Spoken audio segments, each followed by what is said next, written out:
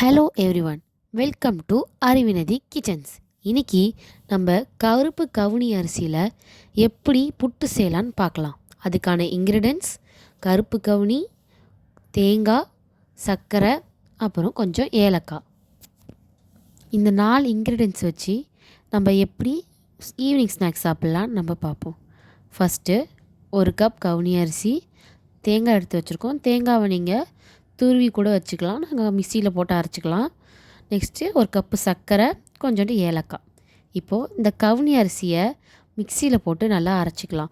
நீங்கள் கடையில் ஹோலாக வாங்கி பேக்கெட்டாக வாங்கி ஃபுல்லாக அரைச்சி கூட ஒரு பவுடராக வச்சுக்கலாம். எப்பப்போ புட்டு வேணுமோ அப்பப்போ நம்ம அழகாக செஞ்சு சாப்பிட்டுக்கலாம்.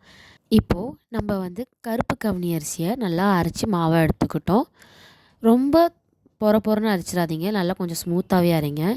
நெக்ஸ்ட்டு தேங்காயையும் நல்லா துருவி மிக்சியில் போட்டு எடுத்தாச்சு. இப்போது நம்ம ஒரு பவுல் எடுத்து நம்ம அரைச்சி வச்ச கவுனி அரிசி மாவை கொட்டிக்கலாம் ஒரு பவுலில். அப்போ கொஞ்சம் நல்லா கலந்துக்கிட்டு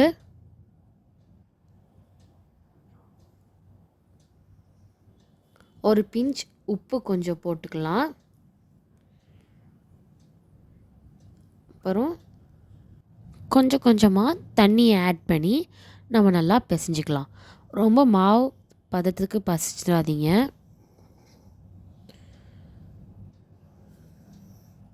இப்போ ஓரளவுக்கு நல்லா பிசைஞ்சாச்சு. இந்த மாதிரி நல்லா பிசைஞ்சி எடுத்துக்கோங்க. இப்போது நம்ம பிசைஞ்ச மாவை ஒரு இட்லி குக்கரில் ட்ரான்ஸ்ஃபர் பண்ணிக்கலாம். நல்லா துணி போட்டு ட்ரான்ஸ்ஃபர் பண்ணிக்கோங்க.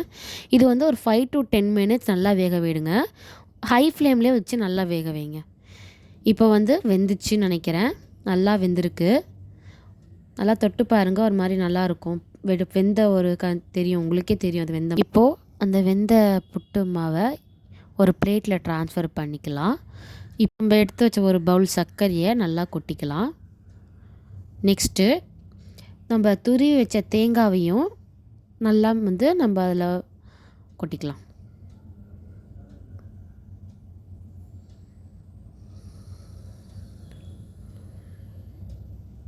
அப்புறம் 2 ஏலக்காவை நசுக்கி இல்லைனா அரைச்சி நீங்கள் பவுடராக கூட போட்டுக்கலாம். அவ்வளோதான், நம்ம புட்டு ரெடி ஆகிடுச்சு. ரொம்ப ஹெல்த்தியான ஈவினிங் ஸ்நாக்ஸ். ட்ரை பண்ணி பாருங்கள், கண்டிப்பாக ஈஸியாக இருக்கும்.